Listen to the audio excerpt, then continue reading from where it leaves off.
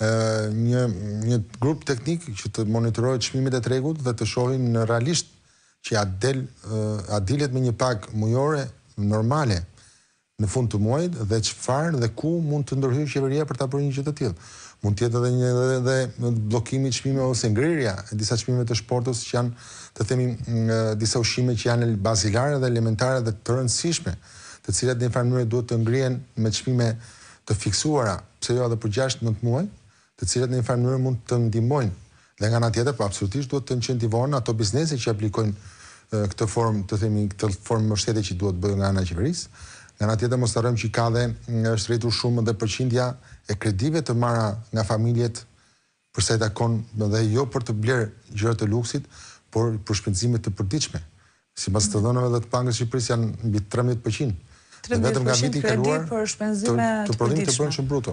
Dhe vetëm nga viti i kaluar ka pasur një shtesë me plus 20%.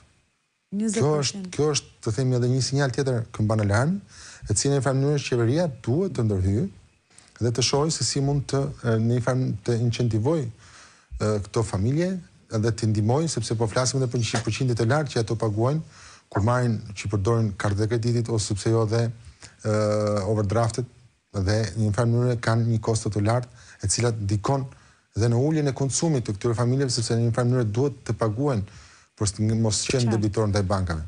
Këto janë disa elementë që ndoshta duhet të ketë një reflektim, por ajo më e rëndësishme është që duhet të ketë një dëgjesë reale të asaj çfarë ndodh, dhe sepse në disa momente në shumë institucione përgjegjëse që nuk bëjnë detyrën e tyre, por janë edhe të shkëputur nga realiteti i vërtet dhe perceptimi, ose të marrin ato, të shikojnë me 5.000 lekë të reja, ose të bëhet një analizë, pse jo dhe historike, çfarë blihej 3 vite më përpara dhe sa blihej, dhe të shohin sot me 5.000 lekë të reja se sa arrin të mbushësh një qese me ushqime bazilare, nuk po flasim për gjëra luksi. Qartë, po sa mund t'i duhet një familje në Tiranë për të përballuar jetesën?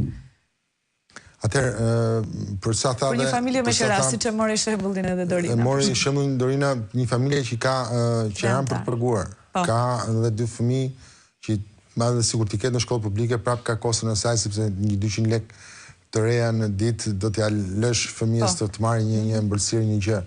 Pra, në një pagë mesatare që të dy bashkë çift mund të çojnë në rreth 150.000 lekë të reja, të dy të mbledhur bashkë, nëse bën një punë mesatare, prapë unë mendoj që është një element që nuk arrin të çojë deri në fund të muajit. Dhe pra duhet më shumë se ky nivel. Prandaj edhe unë vej fokusin edhe theksin te fakti që duhet të provojnë të dalin me 5.000 lekë të reja ose edhe me 10.000 lekë dhe të shohin se sa është efekti. Pra në vetvete nuk është. Mendon se nuk e bëjnë dot analizën apo nuk ka vullnet për të parë situatën drejtësisht? Vullneti unë mendoj që ka, vullneti më besoj që ekziston, sepse nga ana tjetër mos harrojmë që dhe të gjitha në kapitujt që janë hapur për Shqipërinë tashmë, impakti social dhe mbështetja sociale është një element tjetër shumë i rëndësishëm që qeveria shqiptare duhet ta respektojë dhe duhet ta zbatojë.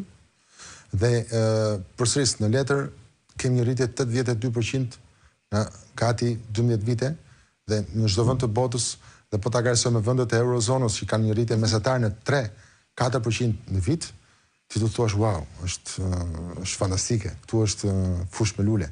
Por nga ana tjetër, siç u thash, ka një rritje të çmimeve të shportës dhe inflacion, paçka se Banka e Shqipërisë mohon dhe thotë që ne kemi munduar dhe po ulim dhe po mbajmë të monitoruar inflacionin.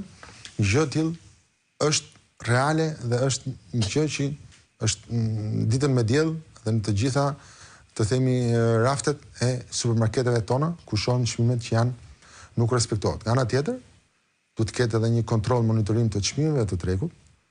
Patjetër që